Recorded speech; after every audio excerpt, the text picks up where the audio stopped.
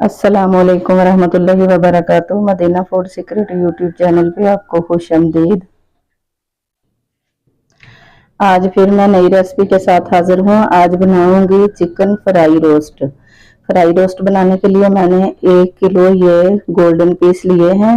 ये पहले मैंने इसको अच्छी तरह धो लिया, साफ कर लिया। अब मैंने इसमें नमक डालना है, 1 चम्मच इसमें नमक का डाल देना है। इस तरीके से डाल के मसल देना है। फिर मैंने इसमें डालना है सिरका,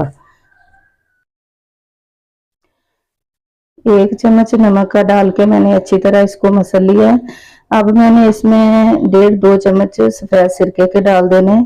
ये काम इसलिए करना है कि इसकी स्मेल दूर हो जाए। जो चिकन की स्मेल होती है वो इस तरीके से दूर हो जाती है।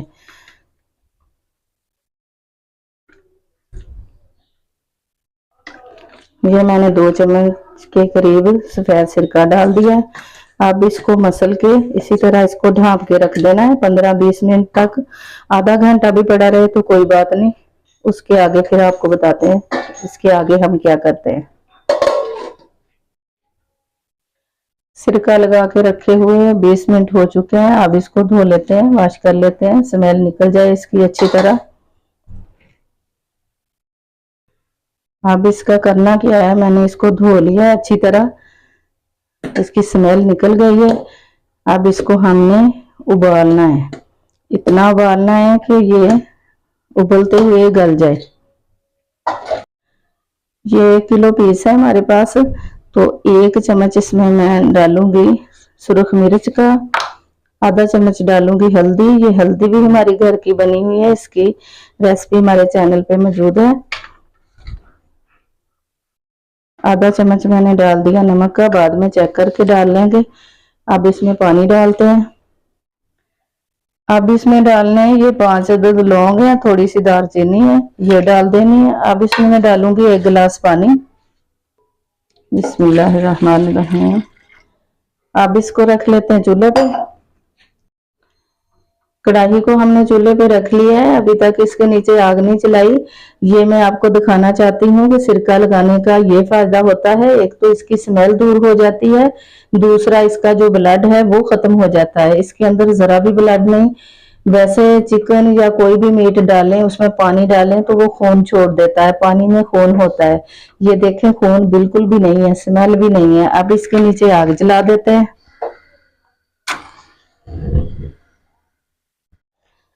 अब इसको उबाल आना शुरू हो गया है, ऊपर से ढांप देना है, आग को हल्का कर देना है, बिल्कुल दम वाले फ्लेम से भी हल्का कर देना। ये आस्ता आस्ता पकता रहेगा। पानी जो है इसके अंदर ही इसको खुश्क कर देना। जब ये मुकम्मल हो जाएगा फिर आपको दिखाएंगे। ऊपर से ढांप देते हैं, आग को हम हल्का कर देते हैं। ये पीसों को मैंने गला लिया है, ये अच्छी तरह गल भी चुके हैं और पानी भी इसके अंदर ही खुश्क हो गया है। अब इसको एक बर्तन में निकाल लेते हैं और ठंडा भी कर लेते हैं। ठंडा करके इसके आगे फिर हम आपको दिखाते हैं कि हम इसको कैसे तैयार करते हैं। पीसों को बॉईल करके मैंने एक बर्तन में निकाल लिया है। अब इसको ठंडा भी कर लिया है। अब इसमें मैंने क्या डालना है, ये 1 चम्मच के जितना मैंने डाल देना लींबू का रस। ज्यादा नहीं डालना, वो अपनी मर्जी होती है। जो ज्यादा खट्टा पसंद करते हैं वो ज्यादा डालें। ये 4 चम्मच के जितना दही है, ये दही डाल देना है। अब मैंने इसमें डाल देना है गरम मसाला। ये आधा चम्मच मैंने गरम मसाला डाल दिया है और इसमें डालूंगी मैं हल्दी। ये आधा चम्मच मैंने हल्दी का डाल दिया। हल्दी पहले भी डाल दी थी जब इसको बॉईल किया। अब भी मैंने हल्दी डाल दिया।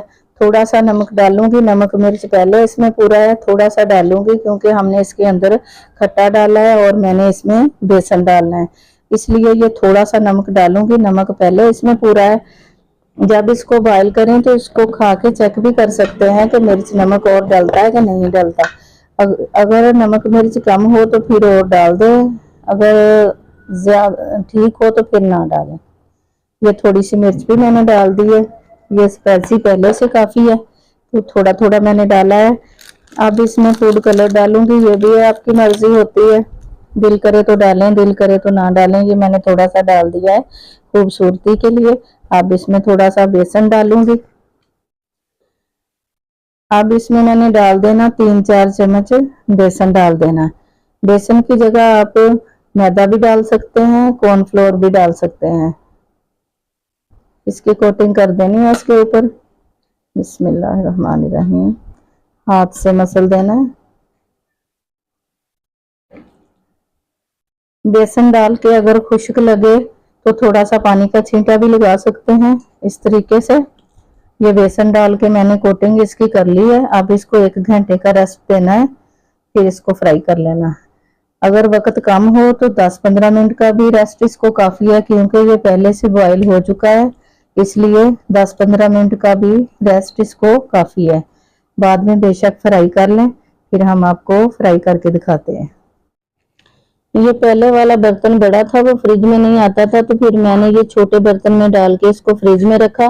मैंने इसको सिर्फ 20-25 मिनट तक ही रखा है। अब इसको फ्राई कर लेते हैं। मैं आपको दिखाती हूँ कि कैसे फ्राई करना है इसको।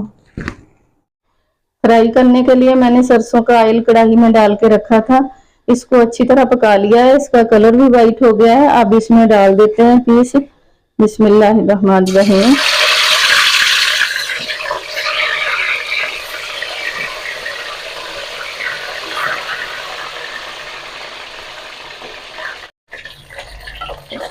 इसको तेज गर्म में फ्राई किया जाता है। जब इसको डाल दें तो 1 मिनट के बाद इसकी साइड बदलें।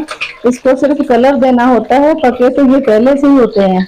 तो मैंने ऑयल भी थोड़ा सा ही डाला है, ज्यादा ऑयल नहीं डाला। इसी ऑयल में ये पक जाएंगे। 4 मैंने डाल ली है, 4 इसके बाद डाल के फ्राई कर लूंगी। पीस हमारे फ्राई हो चुके हैं। अब इसको निकाल लेते हैं। माशाल्लाह बहुत जबरदस्त फ्राई हुए हैं। कितना प्यारा कलर आया है, ये देखें कितने खूबसूरत फ्राई हुए हैं। इसका बनाना बहुत ही आसान है, झटपट बन के तैयार हो जाते हैं। अगर मेहमान आ जाएं तो मेहमानों के लिए बनाएं तो दस्तरखान को 4 चांद लगा देते हैं। ये मेहमान भी बहुत खुश होते हैं। ये बड़ी मजे की डिश है। इसी तरह मैं अब दूसरे डाल लूंगी, उसको भी फ्राई कर लूँ, फिर आपको डिश आउट करके दिखाऊंगी।